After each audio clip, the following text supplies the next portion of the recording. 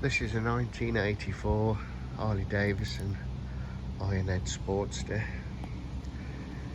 XL 1000cc.